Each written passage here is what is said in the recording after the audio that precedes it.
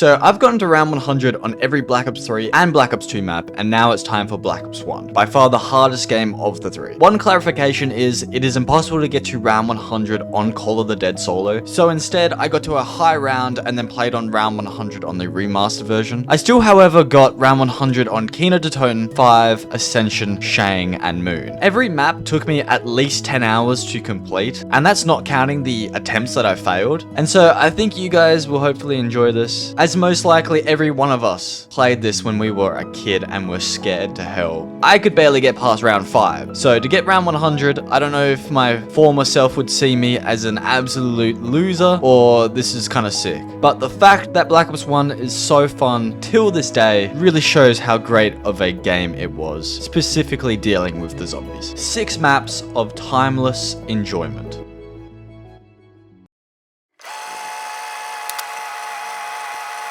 Kino is possibly the most iconic zombies map and one of those weird video game experiences, along with Knocked, that you'll never forget. It is both terrifying yet appealing, for its horror is doused with mystery, leading to curiosity. Kino is German for Cinema of the Dead, and with the decorations of the theater, I think the setting is quite self-explanatory. So my job was to traverse this German theater whilst collecting weapons and using traps to defeat 100 rounds of zombies. This is the only map that I've gotten round 100 on in Black Ops 1. I did it last year, and so I knew what I was doing. So the first 8 rounds I camp in the MPL room and then leave one zombie. On my way to power, I grab quick revive, as I will not be able to enter the first room again after the switch has been flipped. This is due to the high round strategy, as you will see later on. I also hit the box and got nothing. Power on, and now the curtains open and the Nova crawlers begin to spawn. The perks I decided to run were Jug, Speed Caller, and Double Tap, though on Black Ops 1 Double Tap only enhances fire rate, so it's really not necessary. Now at this stage, I just have to get lucky and get Monkey Bombs, which I got at round 14, and the Ray Gun, which I got at round 18. To continue to go through the rounds and gather points, I camp in the NPL room, making sure I don't open the door to the alley. Speaking of which, the alley is the only part of the map that gives you some hope for light in the darkness. Ironically, it's the location where I end up getting the Zeus cannon, otherwise known as the Thunder Gun. Now that I'm set up, I again stay in the MPL room, and you might have noticed by now that I never pack-a-punched my weapons, and also that there aren't any Nova Crawlers on the map currently. If you never enter the first room after turning on the power, no Nova Crawlers will spawn when you're in the MPL room, making the time to 100 a lot faster. The consequence, however, is that you cannot pack-a-punch your weapon, and so I have very limited Thunder Gun ammo. You may also notice my points are very low, and this is because the only way to kill the zombies in the high rounds is to use the Thunder Gun or traps. I specifically use the Fire Trap, as you are able to stand next to it without dying. Also, any other traps that I use on the map, Nova Crawlers will spawn. So I have to stay in the MPL room and get ammo with the MPL, again making sure I never open the door to the alley. Kino thankfully has dog rounds, which allows me to fill my Thunder Gun ammo, as you don't get any drops using it. So dogs are the only way to get max ammos on this map, and even power-ups for that matter, in the higher rounds. They also cut down the amount of time and rounds considerably. As you'll see in this video, maps without special rounds are definitely harder. One thing in my opinion that doesn't get talked about much when high rounding is mental fatigue. At this stage in the game, I was about 9 hours in, and it seems evident that I wasn't focused on how many times I was getting hit, while simultaneously I was trying to save ammo, as I needed ammo for whenever I got stuck. As a consequence, I ended up going down here at 87. When I was revived, I was immediately hit from the back and my game was nearly ended. I can't overstate how terrifying it is to go down on Black Ops 1 due to the 2-hit down system. I got pretty lucky, as the zombies pathing was mainly grouped together, though I did use my Thunder Gun twice just to make sure. Going into the cinema from this position is beneficial because I can use the trap and safely grab Jug, which is in an incredibly scary position. At this stage, I really didn't want to fail, so I grabbed Speed Collar and Quick Revive, which means I will have Nova Crawlers spawning in, making things a lot longer and thus harder. However, it does allow me to pack-a-punch my Thunder Gun when it's lowish on ammo. With this increase in ammo, I started using the Thunder Gun more freely, and at round 98, I panicked because I didn't want to use my last shot and accidentally downed myself when a zombie to my right wasn't dying to the trap. No words can describe how terrified I was at this stage, as 11 hours of zombies sometimes feels like an eternity, and because the trap was cutting me off from multiple training paths, this is where the dancing monkeys come to the rescue. Though with the trap on, it was still difficult to get out of the room to Jug. Somehow, after using my second monkey, I escaped, however. I couldn't grab Jug straight away, so I threw another monkey at the stage, which without realizing only distracted half the zombies as the rest came sprinting to me and I had a massive jump scare. I saved myself for the meanwhile until a sneaky Nova Crawler blocked me in a prime example of why I don't like these things on the map. Now, at this stage, I had absolutely nothing to work with and no revives. Again, I got very lucky with how the zombies positioned themselves in a group, allowing me to escape. At this stage, I didn't want to run the risk of getting trapped again by a Nova Crawler, so I ended up hitting the mystery box in an attempt to get the thunder gun back. Because the box was in the alley, it was very uncomfortable to try and train the zombies there, so I had to open the alley door in the MPL room and do an entire route around the map to continue to hit the box. The crawlers do make things very annoying. Like in this example, you don't see them till the last second and they're always hanging at the back. I was definitely in a horrendous situation here. Even my points were nearly running out, but I ended up getting lucky with my mystery box after it gave me the thunder gun again on its second location. However, I still had to get to the box to pick it up, and in the end I just sprinted thinking whatever happens happens, and luckily I didn't get down by the Nova Crawlers. Now all I had to do was train the zombies on the stage with a full thunder gun and then pack a punch it for ammo eventually, leading me to round 99, which was fortunately a dog round. You have no idea how happy I was to see that black mist come into the map. So that was 1 out of 6 maps completed. I actually did this on New Year's Eve. It took me around 13 hours and it ended up finishing at 12:06 AM. So that says all you need to know about my social life. So I'm happy to announce the first sponsor on this channel is HelloFresh. I love HelloFresh because after I finished school and had my own independence, I started wasting a lot of money on fast food and snacks from the grocery store. This led me to gain weight for the first time in my life and also become lazy, not developing the skills needed to cook healthy and tasty meals. So I think this product might help some of you guys if you're in that same boat, or maybe you guys just want to save money, eat fresher, or save more time in the day. If you are looking for an easy way to save money by using HelloFresh, you're essentially saving all year round as it's cheaper than grocery shopping and 25% cheaper than takeout. If you're like me and want to cook but would rather it be on the easier side of things, you'll love how fast, easy, and affordable it is to create a high quality meal in your own kitchen. I love fresh food, and so it's always comforting knowing the ingredients travel from the farm to you in less than 7 days, so you know they're fresh. Use my link or go to hellofresh.com and use code POGSAMFEB65 for 65% off your first meal plus free shipping. Once you click, my description will live update to count up the purchases.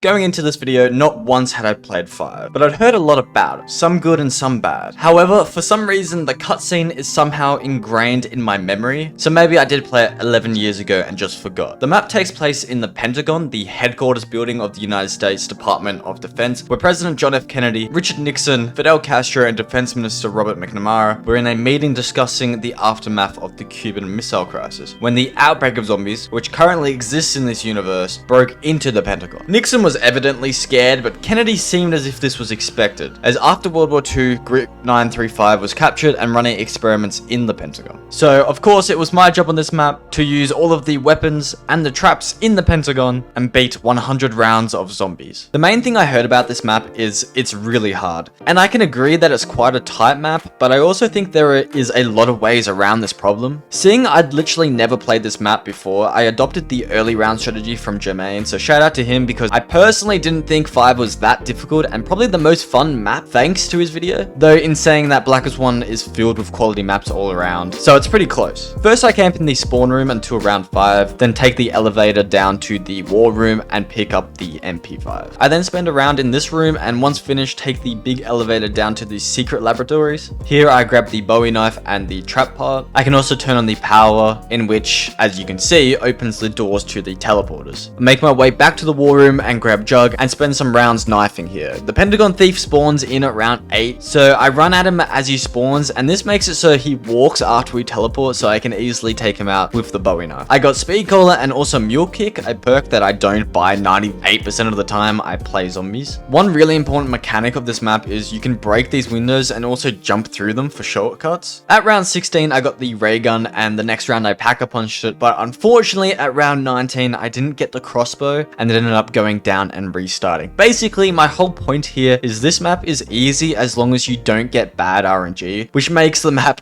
rather hard. So it's a really weird map in that way. On the restart, I got monkeys and the crossbow at round 12. I also got the Winter's Howl, but it's quite useless for the high round, so I ended up substituting it for the ray gun at round 14. All I had to do now was wait for the Pentagon Thief, eliminate him, and then use his bonfire to pack-a-punch the ray gun, crossbow, and the pistol. Now it's time for the toughest part of the game, getting windows set up. If you didn't know, there are 6 windows in the spawn room, and only 4 of the windows have zombies that come out of them. So 2 of the windows no zombies spawn in. The windows that the zombies come out of are random and change every time you use the big elevator or enter the pack-a-punch room. So I had to continually use the big elevator until no zombies were spawning from these 2 windows that I'm shooting. So this can take a while, but luckily I got the windows set at round 21. Now that I'm completely set up, I camp close to this door here so the zombies only come from in front of me, and I use the ray gun until overwhelmed, from which I use my crossbow and then my Mustang and Sallies. I do this till round 30 and then go to the war room and simply train the zombies here, and then once in a full horde, I use my Mustang and Sallies. This is a weird map because it's actually harder at the start than it is later on, and I count the start on the map to around 50 because doing the trap strat in the 40s is actually harder because of the slower zombie spawns and general speed of the zombies. So I ended up downing here around 44, and from this moment, there wasn't a time that I didn't have my crossbow out when running through this door. As if you guys didn't know, the crossbow distracts the zombies for a short period of time. I purposely made sure the mule kick weapon I lost was the ray gun, as it's pretty useless at this stage. I do end up getting speed collar and then using the elevator to get jug and mule kick back. This same round, I grabbed the MPL, as just like on Kino, the only way to get points is through the MPL in the high rounds. For the high round strategy, I always start in this exact position next to this long bench.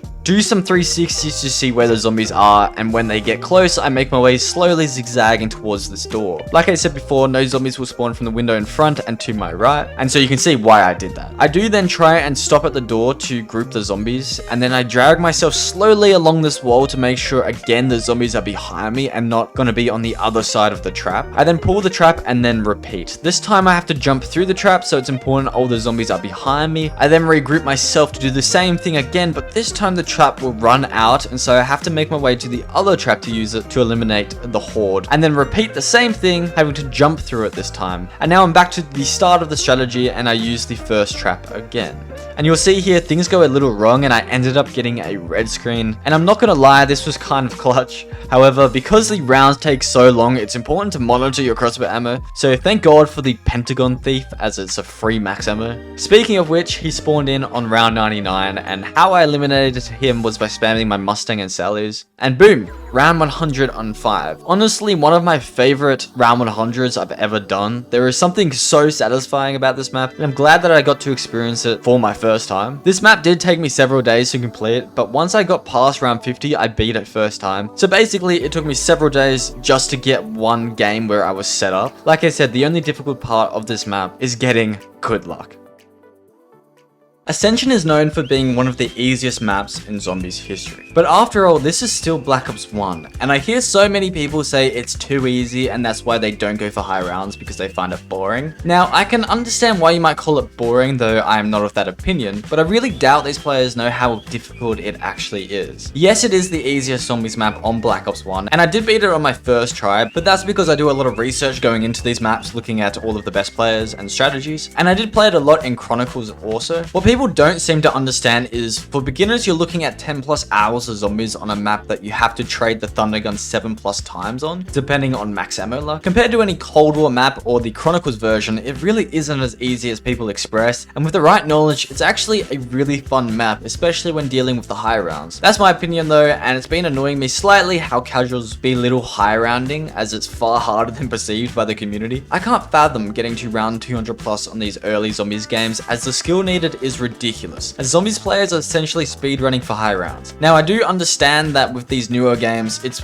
way less skillful, but I'm just talking about these old Zombies games, which have a very high skill ceiling. Now, time to get a bit dark here, as I did decide to shoot the rocket down when opening Pack-a-Punch, as I already had the ray gun. Still, such an epic conclusion to a video game made in 2011. I then made my way to Pack-a-Punch and upgraded both the ray gun and Mustang and Sallies. I spent the early rounds next to Power with the door to speed collar closed, as PR PhD is on this map, and in my opinion, a fantastic addition to it. The spawns in this location are really fast, but I don't have speed collar because I purposely don't get the extra perks in case the monkeys steal my quick revive, and in that case I will have 4 or more perks, so I can't buy quick revive back. So instead I just sit with 4 perks. At round 23 I get the crossbow and pack-a-punch it, as I'll need it for trading the thunder gun. At round 32 I finally get the thunder gun, which is a pretty late round. I did try and train the zombies next to the power because it is a lot faster, but I found it way too hard, especially without speed collar. So instead I started the high round strategy early, where I start the horde in the pack-a-punch room and then train the spawning zombies in the rocket room, shooting a full horde and then making sure I re-enter the pack-a-punch room fast to ensure the zombies spawn closer to me, making the whole strategy a lot faster. This strategy is quite easy, though I found myself getting red screened a lot in this game, I guess because it's such a fast strategy with only 4 windows the zombies spawn from. When I ran out of ammo, I made sure to group the zombies with the crossbow and make my way to the box. This time zombies spawned in front of me and I got another red screen. Looking back on this game, I got very lucky. To avoid this red screen, I should have shot every single zombie with a bullet. This makes it so the zombies don't despawn, and so they would never have spawned in front of me. At the time, I didn't know this, hence why I didn't do it. Luckily, most of the box locations are pretty easy to train, and I end up getting the thunder gun back. To speed up time whenever I ran past a trap, I hit it. Like I said, you run out of ammo with the thunder gun a lot, even with monkey rounds. In Black Ops 1, there are a lot of times your guns can blank shot, and even grenades or the crossbow can blank, like in this situation here. I truly got very lucky here to not get trapped. Because you cannot get power-ups with the thunder gun, I used the Gersh device to try and get max ammos. This time I accidentally threw it in front of me and teleported. As I was teleported, I could hear a power-up spawn, so potentially I missed out on a max ammo here, which probably set me back about 30 minutes. At round 83, I brought the sickle just because I could. I don't think I've ever killed a zombie using it to this day, though it's really cool looking. At round 87, I get another red screen. The way I deal with the monkeys is I use the thunder gun on them if they are on drug or quick revive, and leave the rest if I'm low on ammo, because after they steal a perk, they will come in and try and attack the player, so I just bring them all to the trap. On round 95, I got my fastest trade where I got rid of the thunder gun and got it back 4 hits later. At round 97, I got another red screen, so at this point, I'm definitely getting pretty lucky. But boom, I end up getting round 100 on Ascension, and I was honestly surprised how much fun it was. I'm usually not the biggest fan of maps that you have to trade on, but it really works for Ascension, and with those pesky monkeys, I was always engaged with the game. Great map, and not as easy as people make it out to be when dealing with the high rounds, although I do agree the early rounds are very easy.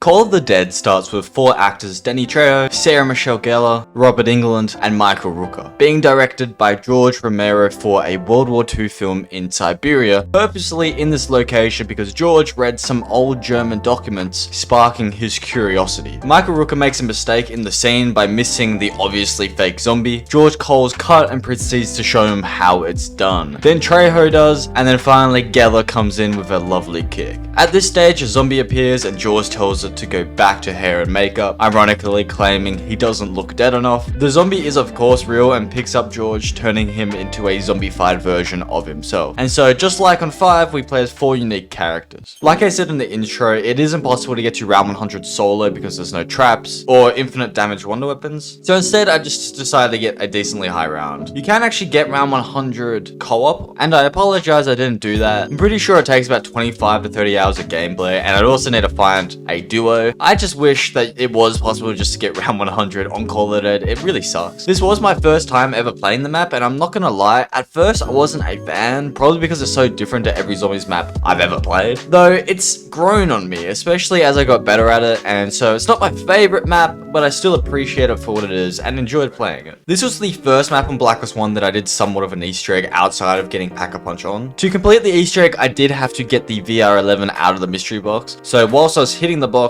I ended up getting the other wonder weapon on the map, the scavenger, and also the dolls on the map, as there are no monkey bombs. And these dolls are actually really strong and can take out full hordes of zombies. With the scavenger, I'm able to take George out for extra perks. Usually I do it in this position here, as if he does come to attack me, the water will stop his rage. I ended up getting Mule Kick, which is awesome because I didn't have to drop my Mustang and Sally's or the scavenger for the VR11. After moving the levers and the wheel of the shipwreck, I activate the next next step of the Easter egg where I just had to interact with this door again, and now a green light appears from the lighthouse. I take a zombie to the spiraling stairs where a faint green light can be seen and use my VR11, which makes him go hovering up to the top of the lighthouse, eventually exploding and releasing the Agarthan device, which I remember from Black Ops 4 Zombies when I made that video. I then place it in this tube and have completed the Easter egg. A power-up spawns as the reward and gives me the Wonder Waft for a limited amount of time. Though that time is actually quite lengthy. I thought it was going to be a lot shorter. And you know, I don't actually mind this, though if it was retrievable from the mystery box and I could have it forever, round 100 would be possible. But either way, it is what it is, and in my opinion, it's a big bonus considering the Easter egg is so easy. So every time I eliminate George, I get the power up for the Wonder Waft, and so I found it helpful, especially as the scavenger becomes weaker. I feel like the scavenger should probably do infinite damage, but again, it is what it is. One of my favorite things about Black Ops 1 is that PhD is on a lot of maps and works really well, especially on a map like Call of the Dead. To abuse it, I would train the zombies in this iconic training position. I'd never played the map, but I knew about it, underneath the lighthouse, and spam my scavenger making sure I didn't waste any ammo, and then shooting my Mustang and Sallies to finish the zombies off. As even at round 40, you can run out of ammo and have to start trading. As I did on my first time beating this, I actually had to beat this for a second time because I deleted the footage, which made me rage. Whenever training, I do hold out the VR11 because if I get trapped, I can just shoot it and the zombies will be distracted. One of the most satisfying things on this map is to use the dolls, as they are just really cool looking and also very, very strong, allowing you to save a lot of ammo. As that's basically the map, trying to eliminate zombies while using as little ammo, which is basically on every other Black Ops 1 map except for the trap maps. Though on Call of the Dead, it's a lot more extreme because this is only in the 40s and I'm already trying to save a lot of ammo. So I ended up getting to round 50, possibly the slowest 50 I've ever gotten because the spawns are so slow. But I decided to end it here because I was flawless and I think I proved I could handle the high round strategy. Though the high round strategy I'm talking about in the 70s and 80s, where you have to essentially trade out your main weapons multiple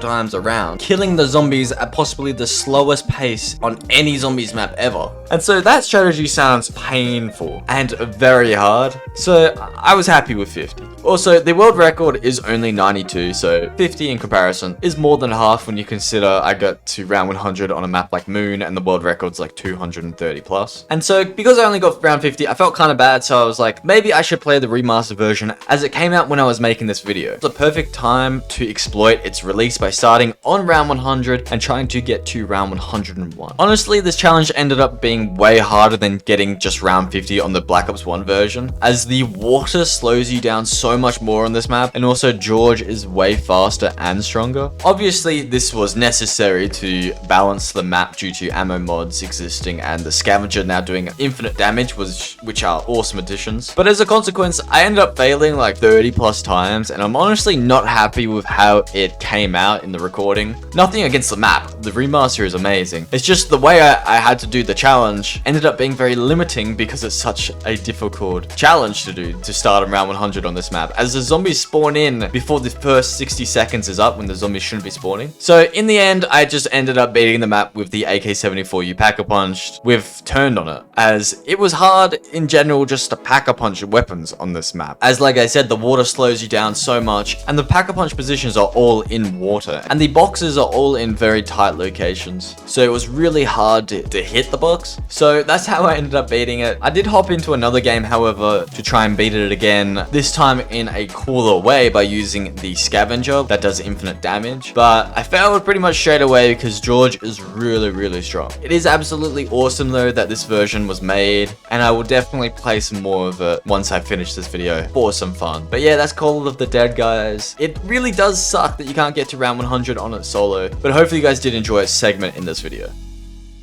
Shangri has possibly aged the best out of any zombies map created. A lot of people think this map is difficult, and I guess it can be if you don't know what you're doing. But in general, I don't really understand that. I don't think it's that difficult of a map. I honestly think it's the second easiest map on Black Ops 1, obviously behind Ascension. And I'm even saying this when my power went out on round 90 when I was 11 hours in, and I also crashed on round 90 on the Chronicles version when I was making that video. So I'm cursed by this map, but I still think it's a top 10 zombies map or even in the top 5 best best zombies maps. One of the main reasons is because I think the layout of Shang at first may seem confusing, but when learnt flows better than nearly any other map I've played, mainly due to the geysers. It's kind of funny though, I didn't even know you can use a minecart on this map, and there's also a waterfall trap that I never knew about, but that's probably because it doesn't do any damage. So aside from some ignorance from me, I really love this map. Like on nearly every map so far, I leave the spawn room at round 5. I left at the perfect time as I was about to go down, but I was saved by the pressure activated trap as the spikes block the zombies hit. And I do hear a lot of people complaining about the mud pit maze, but there's a simple way around it. You can simply just jump over most of the mud and then walk to the other pressure plate. Another appeal of Shang is that it's the first map to be set in the daytime, so it was created to be beautiful, as the name Shangri-La would imply, as Shangri-La is synonymous with a sort of paradise. On this map, I got the Bowie knife just like on 5 and grabbed Jug. I then made my way to the M16 room and purposely don't open this passage. This is important to make faster and safer spawns for the high rounds. You do have to watch out for the napalm zombies on this map, as they can catch you off guard, especially as they have a lot of health in the early rounds, though they can act as a trap, so they're quite helpful in the high rounds. I then grabbed stamina and PhD, so on most of these maps my 3rd and 4th perk did vary. I got monkeys at round 11 and also stood on this pressure plate in spawn, unlocking the staircase that leads to the pack-a-punch machine, so I packed the starting pistol. At round 13 I got the ray gun, and now for these early rounds I camp in the M16 room as the spawns here are really quick and I need points to get the baby gun, which thankfully I got at round 20. This is probably my favorite wonder weapon right now, and I hope in the future maybe we'll get another map with the baby gun on it. I feel like you can do a lot of different things with the baby gun, and I would love to see it on other maps. It is cool though how Shangri-La is so unique with its map flow, and also the fact that it has such a unique wonder weapon. So I said this map isn't as hard as people make it out, and I stand by that, but it's honestly odd how it works because the early rounds are harder than the higher rounds. Just like on 5, though it's far easier in the early rounds than it is on 5. At round 24, I packed the AK-74U as I need it for when I get an insta-kill, as I can exploit it and get through the rounds faster, though this is kind of stupid and shows my impatient side, as for in this example, I nearly go down, and you'd be surprised how many times I did fail because I went down during insta-kill rounds, just trying to speed up the whole process of getting to round 100. Once I kill a horde of zombies, I always make sure to sprint back into the M16 room, so these zombies only spawn here. And in the Semtex room, I do use Semtexes a lot, and so when I run out, I go into the room, grab some more, and then make my way slowly to the AK-74U room. Some zombies spawned in here because I left the M16 room early, but it doesn't matter because all I have to do is run really fast to my right to this window here, and as long as I do that and make my way back to the geyser side and do a loop, I should have all the zombies grouped up, and all I have to do now is wait for them to enter the room, use my grenade, then shoot them with the wonder weapon, and then repeat. This strategy is really fun and quite fast. You do also have a lot of ammo with the baby gun, but trades are necessary in the high rounds, especially if your max ammo luck is poor, and also because the monkeys rarely ever spawn in the high rounds, and so you can't get max ammos from them that way. As you can see here, I use the geyser as a shortcut to the box, which allows me to hit the mystery box quickly and get the wonder weapon back. Now, I had played a lot of Shang at this point, but I was caught off guard here by the napalm zombie because I had no idea he could down me with an explosion when I had Jug. Now, I said I'm cursed when it comes to Shang, but I think the curse lifted in this moment, as I was definitely clenched up and fearful, as again, 10 hours of zombies can feel like an eternity. But like I said, the curse lifted, and I probably should have died here, but I'm glad I conceded and decided to open this passage. I then got my perks back because it's pretty easy on this map to do so, and then once set back up, I started doing the exact same strat, except this time I started right next to the Semtex chalk. This made it so zombies spawned in the M16 room, the Semtex room, and the AK-74U room, so it didn't make too much of a difference really. I didn't even know you could do it this way and just came up with the spot, but I'm pretty sure it's a strategy people use. I ended up having to trade the baby gun a lot this game because I was having really bad max ammo luck, and on round 98, because I opened the passage to the M16 room, some zombies blocked me and I went down. I got set up again easily, but then went down in the same spot, still trying to get the baby gun or even just move the box from this cursed location. I eventually got the crossbow and decided to pack-a-punch it in case I got trapped again, so I could just use it to distract the zombies. Finally, and I'm not kidding, after an hour of hitting the box, I finally got the baby gun. By the way, the box had done a full rotation back to this location once or maybe twice, I can't remember. It's safe to say this was a very stressful game for a map that I said was easy, though I still stand by its difficulty being easy. But boom, I finally hit round 100, probably the happiest I was after completing one of the maps, as I was having some bad luck and also I just liked the map a lot. I decided I wanted to go out of this game while staring into the magnificent view whilst on the bridge taking it all in.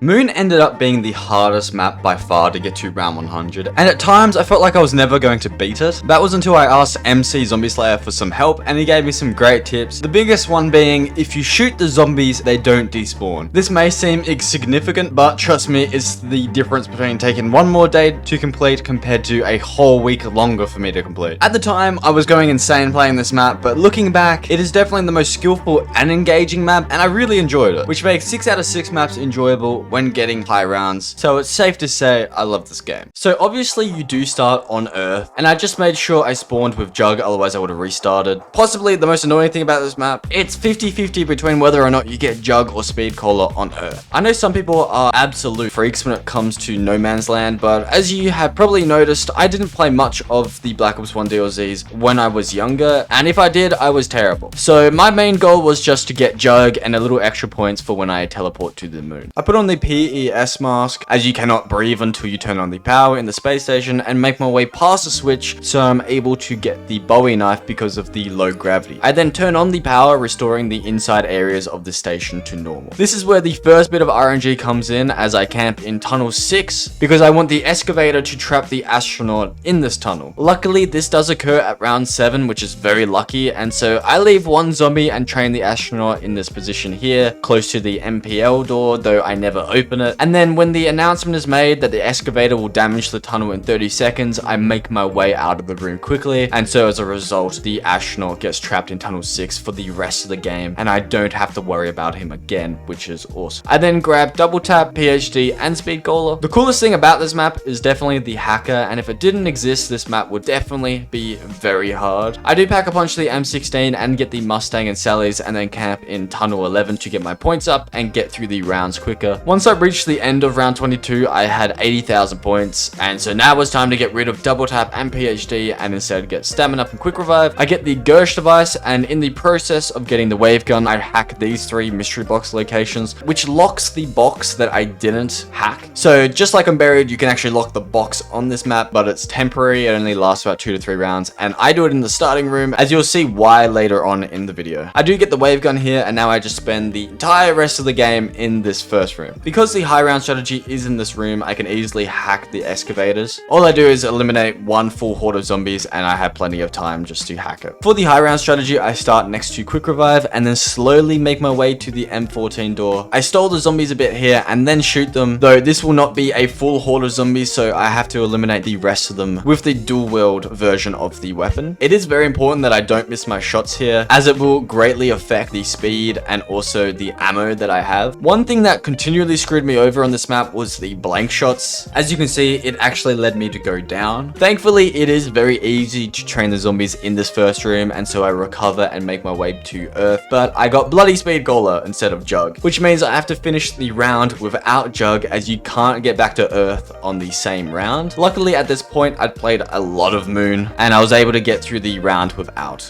Jug. On the next round, I did end up getting Jug. I'm pretty sure you can get Speed Cola again, but I'm not entirely sure, so if you guys know, let me know in the comments. The hardest thing about this map is the lack of ammo and the difficulty of trading the wave gun. So a lot of the strategy is making sure you do get drops, because the wave gun doesn't give you any. So when I have 4 shots left in my wave gun, I use the Gersh device, as this can spawn drops, and then I can hack these drops into max ammos. This seems a lot easier than it really is, and it took me a while to get this down. Sometimes you don't get power-ups from the Gersh just because you get unlucky, and so at this stage I need to trade the Gershes out and also get a new wave gun. So I have to hit the box a lot more on this map because I have to do 2 different trades. Another difficult part about this is the fact that 2 of the box locations are in low gravity areas, and so it's really hard to hit the box in those locations. So instead I shoot every zombie once. This stops the zombies from despawning. It also stops them from turning into teleporting Nova Crawlers, which are ridiculously difficult to deal with on this map. It also allows you to have a massive head start from the zombies, as you have to hack hack the boxes so that you lock the box back in the starting room. With the box locked in the starting room, if I get a new wave gun, I can literally still do the high round even as I'm hitting the box for the Gershas. So this really helps with the efficiency and the speed of the map, because this map can take forever. I think Moon would really benefit from a monkey round or a dog round or something. The low gravity areas can be super sketchy, as when you hold the hacker, you can't equip the PES mask, and so you can down by just running out of air, especially like in this situation as I started flying up into space. But I got very lucky as the teleporter opened at the same time I was folding, otherwise I definitely would have downed. At round 99, I got another blank shot, but luckily I did not go down. If I did go down and I didn't get jug, I probably would have failed. So I'm thankful I didn't here. But boom, finally I secured round 100 on Moon, by far the hardest round 100 I got on Black Ops 1 Zombies. I really struggled with this map, but like I said, I do really enjoy this map. I find it really cool when a map is very engaging and also has very, very high skill ceilings with a bunch of nerdy stuff that most people don't know about. So I think this is an absolutely fantastic map. I hope you guys did enjoy this video. It's probably the hardest video I've ever made and took the longest to make as well. So if you guys do want to support me, you can by supporting the sponsor of the video. Thank you for watching. I appreciate you guys.